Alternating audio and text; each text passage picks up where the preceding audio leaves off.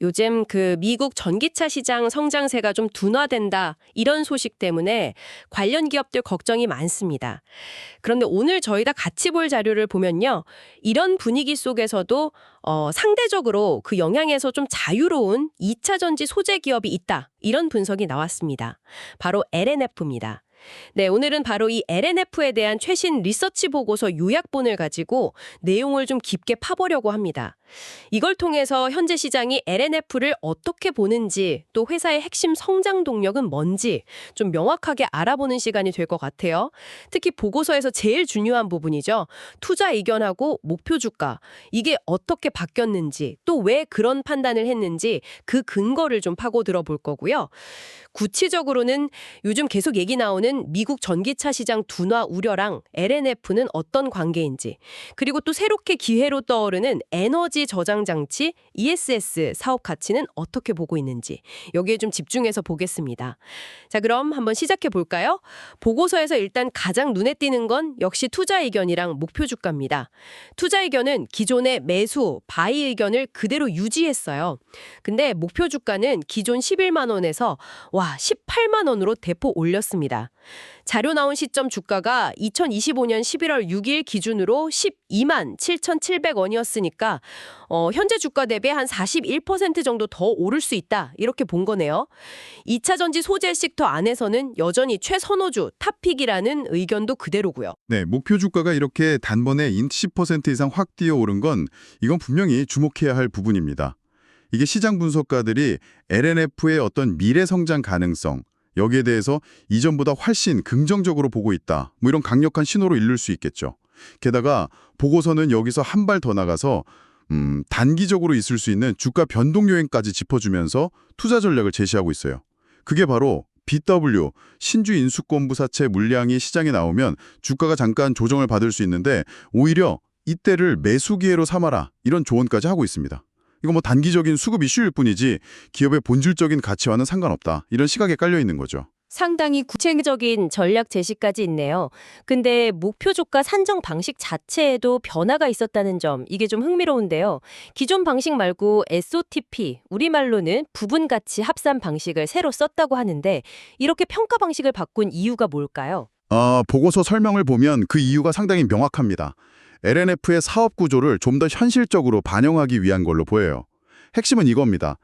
LNF가 하는 주요 사업, 그러니까 전기차 EV용 양극재 사업이랑 에너지 저장 장치 ESS용 양극재 사업, 이 두 개가 성장하는 속도나 환경이 좀 다르다는 거예요. 네, 그렇죠. 시장 자체가 좀 다니까요. 맞습니다. 수요 성장률도 다르고, 그러니까 이걸 하나로 묶어서 평가하기보다는 각 사업 부분의 가치를 따로따로 계상해서 합치는 게 기업 가치를 더 정확하게 보여줄 수 있다, 이런 판단인 거죠. 아, 그렇군요.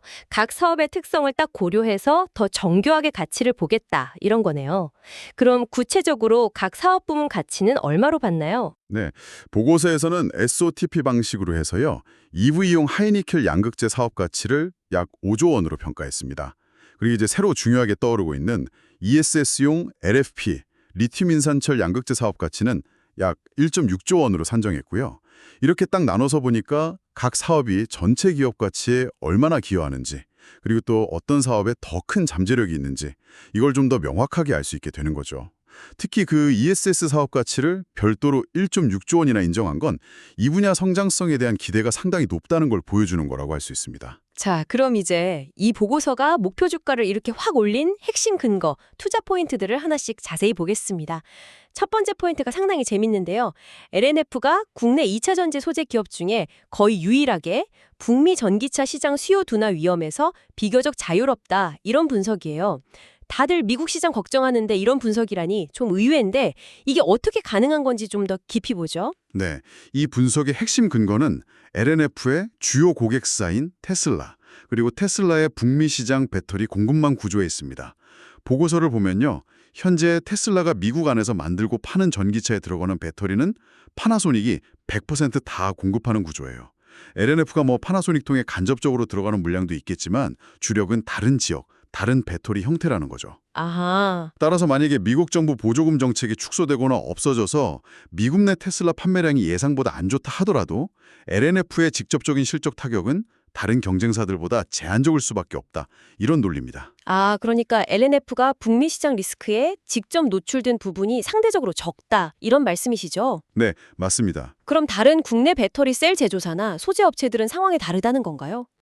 예를 들어서 보고서에서는 LG에너지 솔루션 같은 경우 2025년 4분기에 북미 쪽으로 나가는 EV 배터리 출하량이 바로 전분기보다 한 20% 이상 줄어들 수 있다. 좀 이런 부정적인 전망치를 내놓고 있어요. 꽤 큰 폭이네요. 그렇죠. 이건 북미 EV 시장 수요 둔화 영향을 직접 받고 있다는 증거겠죠.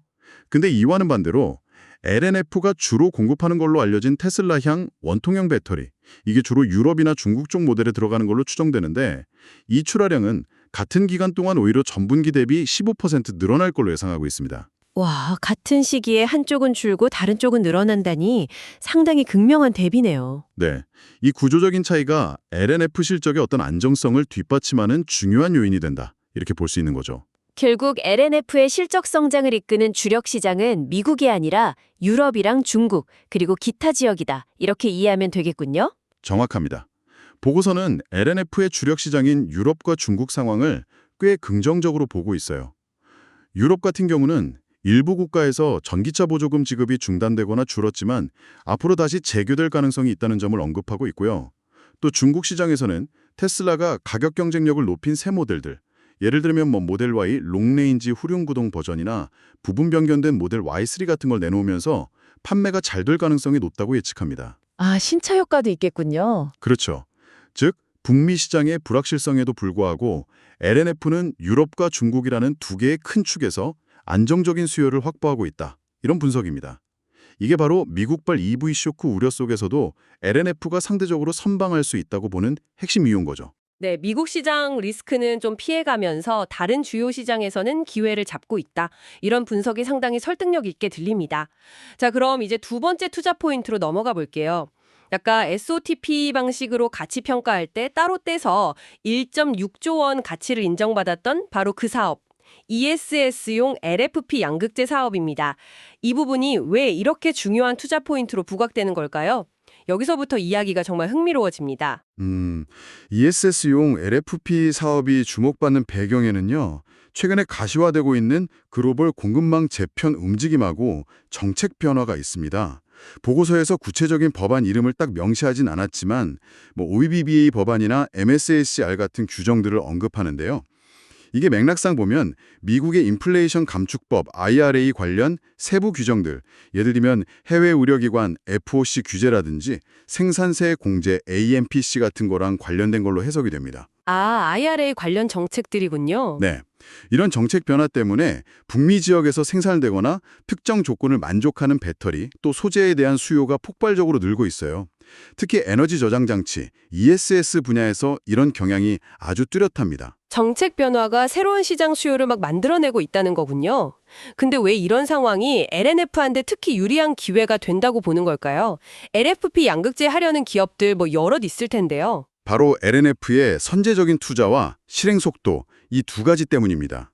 보고서는 LNF가 ESS용 LFP 양극재 분야에서 다른 잠재적인 국내 경쟁사들보다 최소 1년 이상 빠르게 투자를 시작하고 기술 개발을 해왔다는 점을 아주 중요하게 평가하고 있어요. 아, 먼저 움직였다는 거군요. 네, 단순히 계획만 발표한 게 아니라 이미 구체적인 생산 능력, 캐파 증설 계획을 가지고 있고 또 주요 고객사들하고 공급 논의를 하면서 가시적인 성과를 내고 있다는 거죠.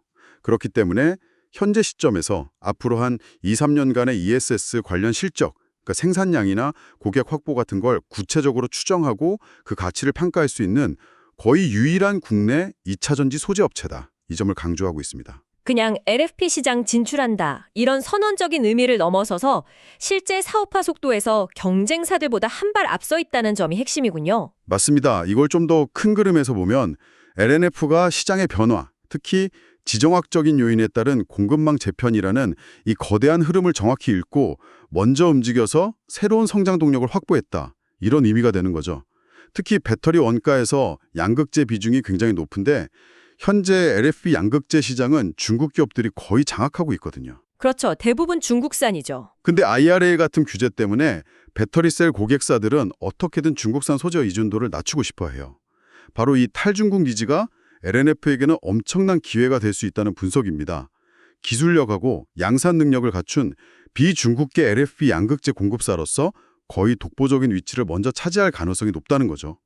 아까 말한 1.6조 원이라는 ESS 사업 가치 평가는 바로 이런 기대감을 반영한 결과라고 볼 수 있습니다. 네, 종합해보면 이 보고서는 LNF의 투자 매력을 크게 두 가지 축에서 설명하고 있는 셈이네요. 첫 번째는 기존 주력 사업인 EV용 하이니켈 양극재 사업이 시장의 가장 큰 걱정거리인 미국 EV 시장 둔화 리스크로부터 상대적으로 안전하다는 점. 그리고 두 번째는 새로운 거대 시장으로 떠오르는 ESS용 LFP 양극재 시장에서 경쟁사들보다 한 발 앞선 투자와 실행력으로 확실한 성장 동력을 확보했다는 점. 이 두 가지가 딱 결합되어서 목표 주가 상향과 최선 호주 유지라는 결론에 이르게 된 것이군요. 네, 바로 그 두 가지 핵심 논리가 현재 LNF를 상당히 매력적인 투자 대안으로 보게 만드는 근거입니다.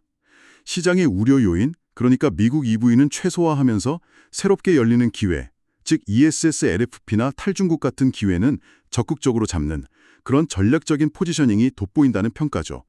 특히 경제 환경이 정말 빠르게 변하는 2차 전지 산업 특성을 생각해보면 이런 위험 관리 능력하고 신성장 동력 확보 능력은 기업 가치를 평가하는 데 있어서 아주 중요한 요소가 됩니다. 목표 주가를 18만 원으로 대폭 올린 배경에는 바로 이런 종합적인 판단, 그러니까 위험과 기회를 균형 있게 평가한 결과가 자리 잡고 있다. 이렇게 해석할 수 있습니다. SOTP 방식을 도입한 것도 결국 이런 다면적인 평가를 더 명확하게 보여주기 위한 수단이었던 거고요. 네, 오늘 함께 살펴본 LNF 리서치 보고서 요약본 내용을 정리해 보겠습니다. 핵심은 매수 의견은 유지하면서도 목표 주가를 11만 원에서 18만 원으로 크게 높여 잡았다는 점입니다. 그 근거로는 크게 두 가지가 제시됐죠. 첫째, 테슬라 공급망 구조와 주력 시장의 차이 때문에 미국 EV 시장 둔화 우려에서 상대적으로 자유롭다는 점. 둘째, IRA 같은 정책 변화로 급성장하는 ESS용 LFP 양극재 시장에서 경쟁사보다 한 발 앞선 투자와 실행력으로 유리한 고지를 선점했다는 점입니다. 이런 분석을 뒷받침하기 위해 SOTP라는 새로운 가치평가 방식을 도입해서 EV 사업과 ESS 사업 가치를 각각 5조 원과 1.6조 원으로 분리해서 제시한 점도 중요한 부분이었습니다. 그렇습니다. 이 보고서는 LNF의 향후 실적이나 시장 내 위상을 전망하는 데 있어서 그냥 단순히 전체 전기차 시장 흐름만 볼 게 아니라 지역별 수요 차이, 그러니까 미국 대 유럽, 중국 이런 차이, 그리고 전기차 외에 새롭게 떠오르는 ESS 시장의 그 폭발적인 성장 가능성, 마지막으로 이 모든 것과 얽혀있는 글로벌 공급망 재편, 특히 탈중국이라는 거시적인 변화를 함께 봐야 한다. 이걸 명확히 보여주고 있습니다. 이렇게 급변하는 시장 환경 속에서 LNF가 현재 확보한 기회를 어떻게 현실로 만들고 또 앞으로 나타날지도 모르는 새로운 위험에는 어떻게 대응해 나갈지 이걸 계속 지켜보는 게 중요하겠습니다. 네, 오늘 LNF에 대한 심층적인 분석은 여기까지입니다. 제공해주신 자료를 통해 LNF라는 기업의 현재 상황과 미래 전망에 대해 한층 깊이 있는 시각을 얻는 시간이 되셨기를 바랍니다.